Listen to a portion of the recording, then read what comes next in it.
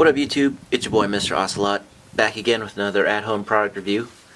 Today I'm giving my 100-mile review of the Wheeltop EDS wireless derailleur, which I purchased off of AliExpress for $400 shipped. This is a cheaper alternative to SRAM's GX AXS upgrade kit, which retails for $600 or 50% more. I don't personally own an AXS, but I've written a couple, and I can't tell any difference with the shifting performance or speed. I had never heard of Wheeltop before seeing Burn Peak's review of an older version of the EDS. According to the company's website, they've been manufacturing parts for big bike brands since 1951, but this is their first branded product. The EDS, or Electronic Derailleur System, comes with an app that is used to update firmware and tailor the system for 7-speed to 13-speed drivetrains. The EDS has had a couple versions since being introduced in 2022. The original, called the EQ, came with 2 removable batteries and a charging dock, but that's since been discontinued. I don't think you can even buy it anymore.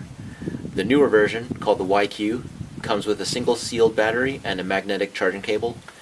I'm not sure if the redesign has to do with patents, durability, or just lessons learned, but I decided to get the YQ so that I have the newer design. So far the battery has expended about 30% in the 100 miles I've ridden, which has lots of hills. The EDS comes in 3 different sizes, 58, 75, and 93 millimeters. Wheeltop's website has an FAQ that says the long leg version supports up to 52 tooth cassettes, the medium leg version supports up to 42 tooth cassettes, and the super short leg version supports up to 28 tooth cassettes. Since my cassette is a 52 tooth, as you can see there, I bought the 93 millimeter size. All Wheeltop EDSs are Ip67 Waterproof, so you don't need to worry about riding through a creek or being caught in a rainstorm. The shift buttons, which I'll show up here, those weigh 70 grams. The old EQ derailleur weighs 360 grams, and the new YQ derailleur weighs 385 grams. Here's a shot of the charging connections and the charging cable, which I like better than having removable batteries, because I feel like with a removable battery you're likely to get dust and water kind of trapped in the battery compartment, whereas this guy, it's just kind of all sealed in there, and I feel like in the long term that's going to be a better solution than having removable batteries. After I ordered my Wheeltop EDS through AliExpress, the derailleur took 3 weeks to arrive from China, and as other reviewers have noted, it is packaged quite well in this very nice box. It has a manual, which is, has English, Chinese, I think, and there might be even a third language in there. I noticed the box, it came signed. The box was signed by this guy, so I'm not sure what that means. The derailleur is really well constructed. Like, it's tough to see up close, but you can, I guess, see Seth's opinion of it in the Burn Peak Express review. I'm not a bike mechanic or anything like that, but I'm reasonably handy. Installation took me 20 minutes.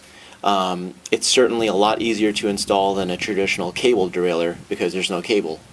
I spent another 5 minutes the next day kind of fine-tuning the shift points through the app. So in total I would say I've fiddled around with it for like 25 minutes, and in the first 100 miles of riding, no issues. I was hoping that by eliminating the shift cable, the physical effort to shift between gears would be eliminated, and it has delivered on that front. You're not manually moving a cable to shift in between gears anymore. It's all done electronically. So additionally, because the shift button is much shallower than a traditional shifter, it's like narrower and shallower, I'm able to place it at a much more ergonomic angle for myself. The pain in my arthritic right elbow has completely disappeared since I made the switch. And finally, the number of shift button presses has been reduced, because if you hold the button down, the EDS will shift through multiple gears. You can actually hear it.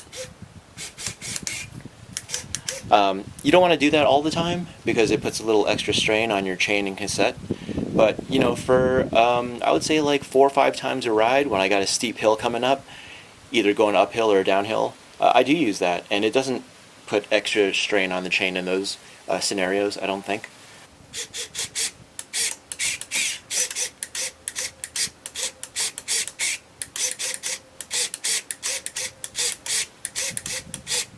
One final benefit that some people have mentioned is just having a cleaner cockpit from eliminating the shifter cable that used to go from the shifter, to the shifter housing. I did keep the housing in place just in case the next or future owners of this bike want to use a manual shift cable for whatever reason. But for now, I just kind of shoved the housing into my frame, and yeah, it's out of the way, and I have one less cable. In conclusion, I'm very happy with my purchase, mostly for ergonomic reasons. If you have any questions or feedback, feel free to leave a comment. Thanks for watching, and don't forget to subscribe for more videos like this. Peace.